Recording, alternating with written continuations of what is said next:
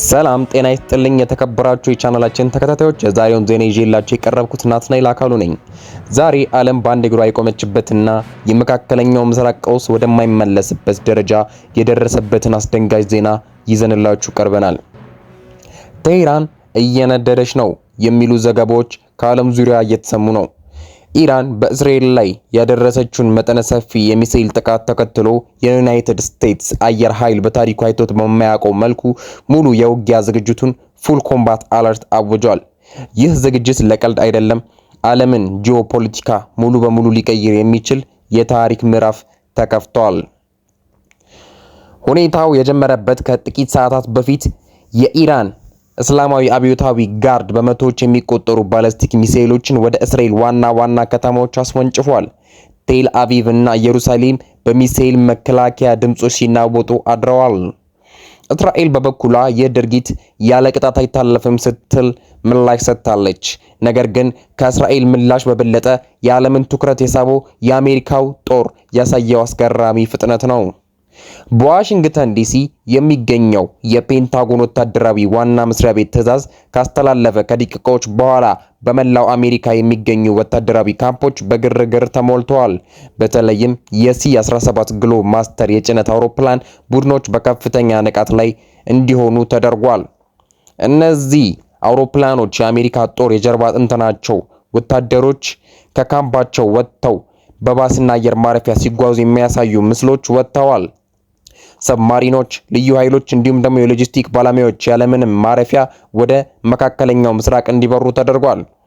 አውሮፕላኖቹ ውስጥ የሚጫኑት ወታደሮች ብቻ አይደሉም። ተንቀሳቃሽ ጄኔሬተሮች፣ የጥይት ክምችቶች፣ ዘመናዊ የመገናኛ ራዳሮችና የሕክምና ቁሳቁሶች በከፍተኛ ፍጥነት ተጭነዋል። ወደ መካከለኛው ምስራቅ የሚደረገው ጉዞ ወታደሮችን ከማድረስ ባለፈ የአየር ላይ የበላይነት ለመያዝ ያለመ ነው ተብሏል። በቪዲዮ ላይ እንደምትመለከቱት የአሜሪካ አየር ኃይል ሜካኒኮች ሌሊቱን ሙሉ ተዋጊ ጀቶችን ሲፈትሹ አድረዋል። እያንዳንዱ ጀት የራዳር ሲስተም ምርመራ፣ የጠላትን ሚሳኤል አስቀድሞ ለመለየት፣ የነዳጅ አቅርቦት፣ በአየር ላይ ለረጅም ሰዓታት መቆየት እንዲችሉ። በሶስተኛ ደረጃ ላይ ደግሞ የተጠቀሰው የጦር መሳሪያ ትጥቅ ነው። በራዳር የሚመሩ ዘመናዊ ቦምቦችና አየር ለአየር የሚተኮሱ ሚሳኤሎች በእያንዳንዱ ጀት ክንፍ ስር ተሰክተዋል። ይህ የሚያሳየው አሜሪካ ለመከላከል ብቻ ሳይሆን አስፈላጊ ከሆነ በኢራን ወታደራዊ ጣቢያዎች ላይ ጥቃት ለመሰንዘር ዝግጁ መሆኗን ነው። አንድ የሚገርም ነገር አለ። ወደዚህ ዘመቻ የሚሄዱ ወታደሮች የሚመለሱበት ቀን አልተቆረጠላቸውም ወይም ያልተገደበ ስምሪት ተብሎ ነው የተጠራው። ወታደሮቹ የግል ንጽህና መጠበቂያቸውን፣ ለተጨማሪ ዩኒፎርሞች እና ጫማዎች በብዛት የያዙት ለዚህ ነው። እያንዳንዶቹ ወታደሮች ለቤተሰቦቻቸው የስንብት ጥሪ እንኳን ለማድረግ ጊዜ አልነበራቸውም።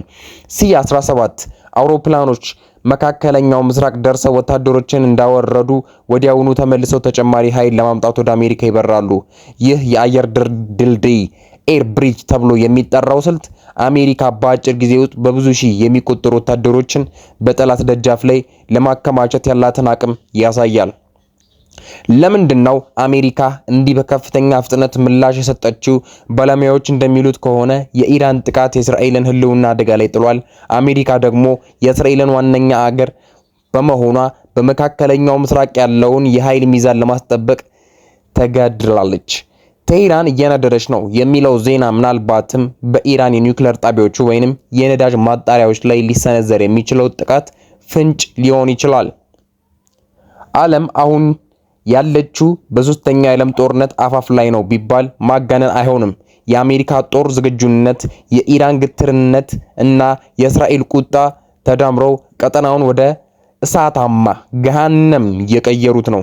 በቀጣዮቹ ጥቂት ሰዓታት ውስጥ የምንሰማቸው ዜናዎች የዓለምን ወደፊት ዕጣ ፈንታ ይወስናሉ። እኛም ሁኔታውን በቅርበት እየተከታተልን ለእናንተ ለቤተሰቦቻችን የምናደርስ ይሆናል። ይህ ዜና ለሌሎች እንዲደርስ ቪዲዮውን ሼር አድርጉት። የእናንተ አስተያየት ምንድነው? አሜሪካ በኢራን ላይ ቀጥተኛ ጥቃት ተሰነዝር ይሆን ወይስ ሁኔታው በዲፕሎማሲያዊ ይረግባል? አስተያየታችሁን ኮሜንት ላይ አስቀምጡልን።